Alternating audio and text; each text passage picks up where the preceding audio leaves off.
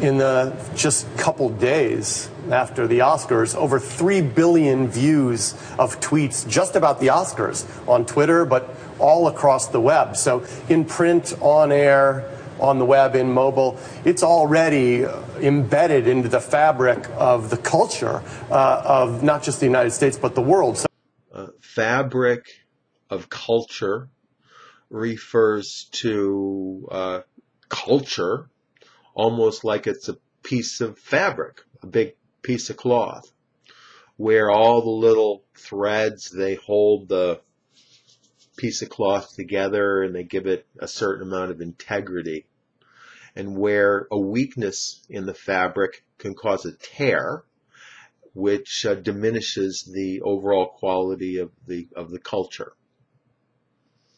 So people will oftentimes refer to the fabric of society, and they will refer to certain values that people are supposed to appreciate, different types of relationships, expectations, and so forth, which in their cumulative manner are said to hold society together.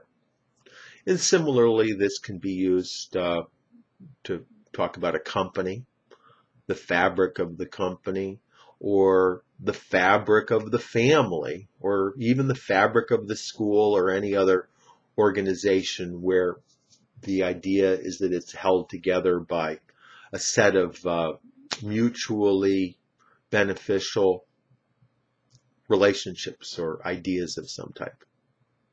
So normally when people think of fabric, they think of cloth. But in this sense, fabric refers more to infrastructure or structures of some type. So rather than think of it as cloth, you can think of it as almost like a city with buildings and roads and all these different interconnecting things that hold everything together. A lot of people think that gay marriage is going to tear the fabric of society by diminishing the idea of marriage. But other people believe that gay marriage is going to enhance the fabric of society by making it clear that people can love whoever they want to and marry whoever they want to, and they doesn't have to be just a man and a woman, that it can be other combinations. When people commit serious crimes, a lot of people will look at that as a rip or a tear in the fabric of their soul.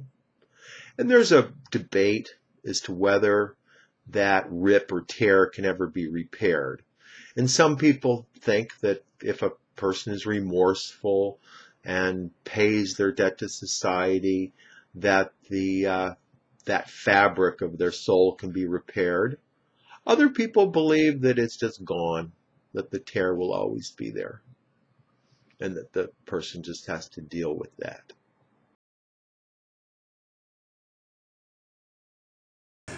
Vis-a-vis the dissonance between what's happening inside the company and maybe what some of the expectations are. Dissonance refers to lack of harmony among musical notes, or a tension or clash which results from a combination of two disharmonious or unsuitable elements being put in the same time and place together.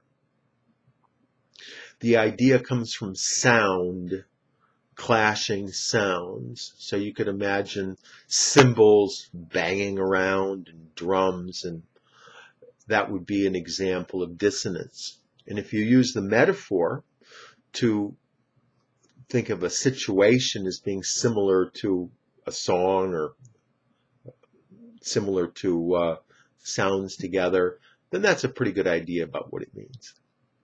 The most well-known example of dissonance is the expression cognitive dissonance. Cognitive refers to understanding. So cognitive dissonance means that a person has two or more beliefs that are incompatible with each other, that are simultaneously in their minds, which causes a certain amount of distress. So what people will tend to do is they will tend to reject one or more of these elements in order to create greater harmony in their mind. And as a result, they will tend to ignore the actual reality in order to believe just the one thing that is most harmonious towards them. There's been a lot of dissonance in our company lately about the direction that we're going to proceed towards. And we don't really think there's any great resolution there where we can get everybody to agree. So I think what's going to happen is that one of the two sides is going to win out, and then the people on the other side, they're either going to be let go or they're going to naturally leave the company because we want our company to have a common culture that people believe in, and we really don't need troublemakers. A lot of people have cognitive dissonance about slavery in the United States because they want to believe that the United States was a free society, but yet at the same time there were slaves. So So this leads to two different sides in a lot of ways, where some people will tend to literally maximize the distress and tragedy that was caused by slavery, and use that to say that the United States ideas of freedom are just simply false ideas, whereas other people will tend to minimize the tragedy of slavery so that they can believe that the ideas of freedom persisted even during the days of slavery. I think that it's incumbent on me as the CEO to help the rest of the world understand the value of the broader platform.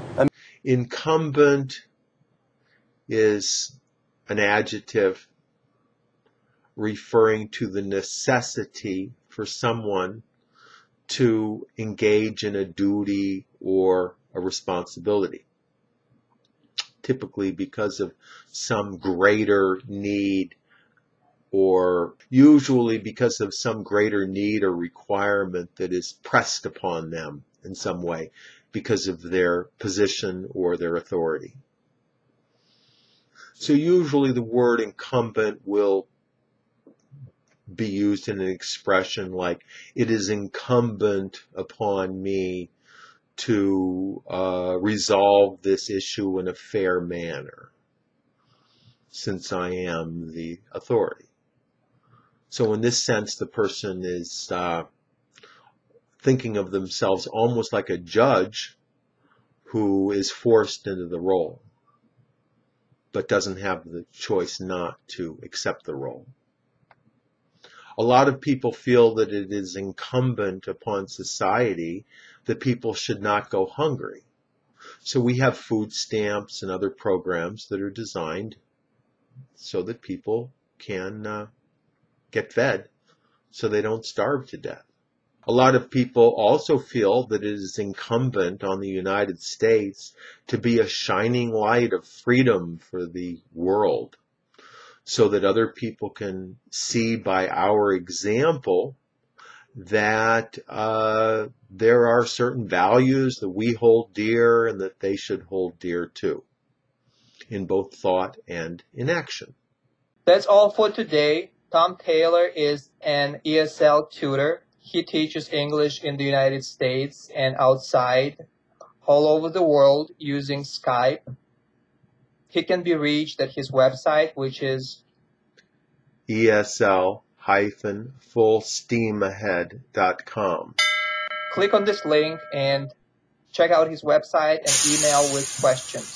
Thank you, Tom, and I'll talk to you next time. Thank you.